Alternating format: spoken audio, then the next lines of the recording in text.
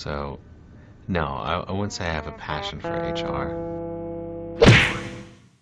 Welcome back to Human Resources for the People. It's a human capital revolution. Today we're going to be talking about the International Labor Organization and more specifically the tripartite system within the ILO.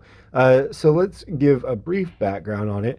The ILO is a specialized agency of the United Nations that focuses on promoting social justice and fair labor practices worldwide. It's actually quite old. It's over 100 years old, and it was part of the Treaty of Versailles that ended World War I, and it became the first specialized agency of the United Nations in 1946. Right now, its main goals are to improve labor and working standards globally by developing and promoting international labor standards, providing technical assistance, conducting research, and fostering social dialogue among governments, employers, and workers. It addresses a wide range of labor-related issues, including wages, working hours, occupational safety and health, child labor, forced labor, and social protection. It operates through a tripartite structure, which is what we're going to be talking about today. And what that means is that it has representatives from governments, employers, and the workers collaborating to create and implement labor standards and policies. The idea was that you're going to have perspectives and interests of all stakeholders considered in the decision-making process. The employer representatives at the ILO participate through employers' organizations. These organizations are composed of representatives from businesses and employers in different countries. The employers' representatives should be engaging in discussions and negotiations within the ILO alongside government and worker representatives to develop and shape international labor standards, policies, and guidelines. And these organizations vary by country and are often national bodies that represent the interests of employers in social and labor policy discussions. The main one is the International Organization of Employers. It's a global organization that should represent the interests of employers at the international level.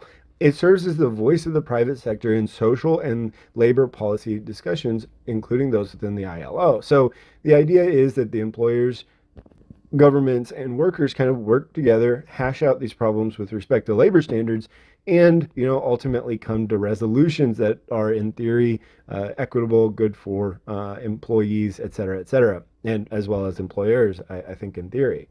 But when I started digging into the tripartite system, I found something a little bit curious. The International Organization of Employers bills itself as a powerful and balanced voice for business. However, when you start digging into the International Organization of Employers, you're a little taken aback by what actually they have. For example, the Deputy Secretary General, he was a lawyer who's mostly held positions in the European Union, the United Nations, and the OECD, CEOE, the Confederation of Employers Organizations. But he hasn't really ever worked for an employer, or at least a private employer, right? He hasn't created a network of private sector businesses at all.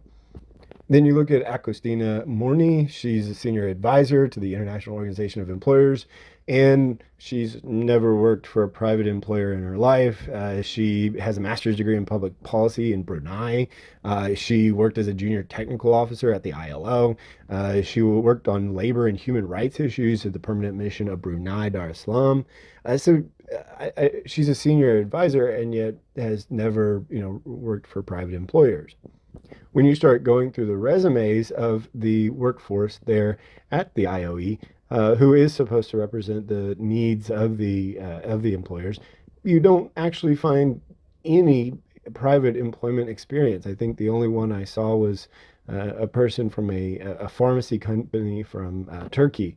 You mostly see United Nations policy hacks, and you also see more policy hacks and lawyers. But you don't see a representation of the employer that's supposed to be outlined in the tripartite system. Ultimately, it appears that the system of checks and balances, which was pushed by Samuel Gompers, Samuel Gompers, who's quite famous at this point for his role in the labor movement in the United States, at this point, it's clear that there aren't the checks and balances that were required, but instead, sort of a mishmash of policy wonks that all have a pretty particular set of beliefs in a pretty particular way that they view the world. And as a result, I imagine that any sort of significant things that could come out of the ILO are going to be tainted by the sheer nature of its sort of uniformity and vision and mindset. And that's not, that's not democracy, and that isn't workplace democracy in any regards. And as a result, I imagine that the ILO will continue to pursue some of its aims and goals that don't quite measure with either the worker, the employer, or the government. Well, let me know what you think about the ILO and the tripartite system in the comments down below. Like, share, and subscribe, and we'll see you on the next video. Bye, guys.